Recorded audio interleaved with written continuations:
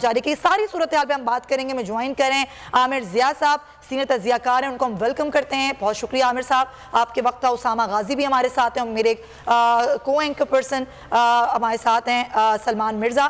اسامہ غازی بہت شکریہ آپ کا بھی, عامر صاحب آپ کا بھی بہت شکریہ. عامر صاحب سب سے پہلے تو آپ مجھے بتائیے, ایک تو یہ بڑا فیصلہ آیا ہے, تاریخی فیصلہ, سپریم کورٹ نے کہہ دیا ہے 13 روز ضائع ہوئے ہیں لیکن 14 مئی کو پنجاب میں الیکشن کرائے جائیں, حکم تو دے دیا گیا ہے سر, لیکن جو کل سے باتیں کی جا رہی ہیں, بلاول بھٹو کا بیان ہمارے سامنے, وہ ایمرجنسی کی باتیں کر رہے ہیں, رانا ثنا بھی کچھ ایسی ہی گفتگو آج کر کے گئے ہیں. سر کیا لگ رہا ہے آپ کو؟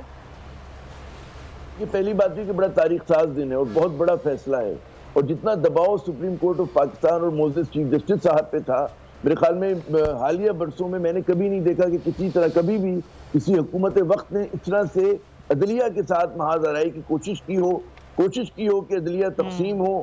جو خیر نون لیگ کا آپ کو پتہ ہے کہ پرانا ان کا یہ شیوا ہے, اسی طرح سے انہوں نے سیاست کی ہمیشہ سے, تو انہوں نے وہ کوششیں کی لیکن ان کوششوں میں ناکام رہے. تو یہ تمام پاکستانیوں کے لیے, تمام جمہوریت پسند لوگوں کے لیے, وہ لوگ کہ جن کو آئین کی بالادستی چاہتے ہیں اس ملک میں, ان کے لیے بڑا دن ہے, ان کے لیے خوشخبری ہے. اب سوال یہ پیدا ہوتا ہے کہ کیا حکومت اس میں آبسٹرکشن کر سکتی ہے؟ اگر کرے گی, ظاہر ہو سکتا ہے کوشش کریں, ان کی جو عادات ہیں اور جن لوگوں کا رویہ رہا ہے, لیکن وہ آئین کے خلاف جا رہے ہوں گے. اور میں نہیں سمجھتا کہ کوئی جج جو ہے وہ جا کر مطلب ہے کہ ایسا کوئی فیصلہ ان کے حق میں کبھی کرے گا کہ جناب وہ کہے کہ جی الیکشن نہ ہو اس ملک کے اندر, نا, کیونکہ اوپن اینڈ شٹ کیس تھا. اور ان کی جو پریشانی تھی, گھبراہٹ تھی حکومت کی, اس کی وجہ میں سمجھ میں آنی چاہیے. وہ یہ تھی کہ انہیں پتا تھا کہ غیر قانونی کام ہوا ہے, انہیں پتا تھا کہ غیر آئینی کام کیا گیا ہے.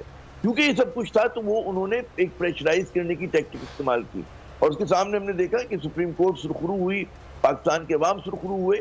یہ مقابلہ جو تھا یہ نہیں تھا, یہ پی ڈی ایم کے خلاف کوئی کیس نہیں تھا, یہ تو سیدھا تھا کہ جی انٹرپریٹیشن کرنی ہے آپ نے کہ اگر الیکشن کمیشن آف پاکستان کے پاس کیا اختیار ہے کہ وہ یک طرفہ طور پہ ایک آئینی ذمہ داری سے کہہ کہ میں پورا نہیں کرتا, اور اس کے لیے وہ تعدیل یہ دے کہ جناب حکومتی بعض ادارے تعدیل دیں کہ جی لا اینڈ آرڈر کی سچویشن خراب ہے, کوئی یہ کہے کہ جی پیسے نہیں ہے. ایسی بھی پاکستان کی صورتحال نہیں ہوئی ہے. 2008 میں, 2013 میں, 2018 سے پہلے انتخابات سے کہیں زیادہ بری حالت تھی. آج پاکستان بہت سکون میں ہے, پنجاب ہو, کے پی ہو, آج بہت صورتحال بہتر ہے.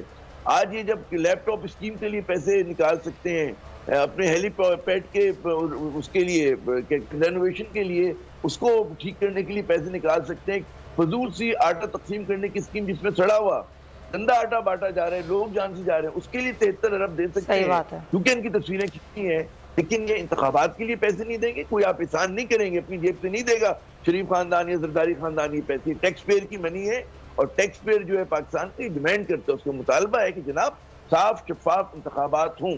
تو میں سمجھتا ہوں بہت بڑا فیصلہ ہے, اور یہ ایک سنہرے الفاظ بھی لکھا جائے گا. سر عامر بھائی, حالات سازگار جو ہیں وہ آپ کے لیے, ہمارے لیے, سمجھ میں آ رہا ہے عوام کے لیے, لیکن نیت تو سازگار نہیں ہے نا حکومت کی. نیت کا معاملہ ہے, ورنہ تو الیکشنز کا آئین کے اندر درج ہے, پھر ہائی کورٹ کا فیصلہ موجود ہے, پھر سپریم کورٹ کا فیصلہ موجود ہے, اس کو نوٹس انہوں نے لیا تھا, اور اب دوبارہ سے ورڈکٹ نکل کر سامنے آ گیا. آپ کو لگ رہا ہے کہ اب نیت ہے اور ہو جائے گا کل سے بیانات سامنے؟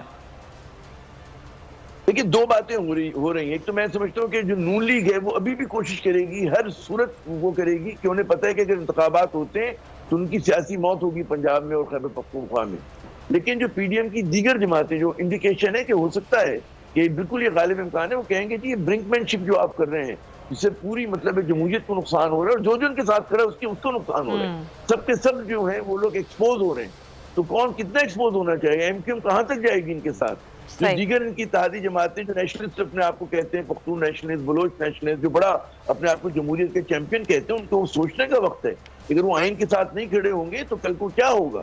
یہ تو سوچنا ہوگا نا, ظاہر ہے وہ جمہوریت کے بڑے علمبردار بنتے ہیں. عامر صاحب آپ بالکل درست فرما رہے ہیں, لیکن یہ پھر بات جسٹیفائی بھی کرنی ہوگی نا, کیا واقعی جمہوریت کے علمبردار ہیں یا نہیں. جمیل فاروقی بھی میں جوائن کر چکے ہیں. جمیل, آپ کیا کہتے ہیں اب اس ساری صورتحال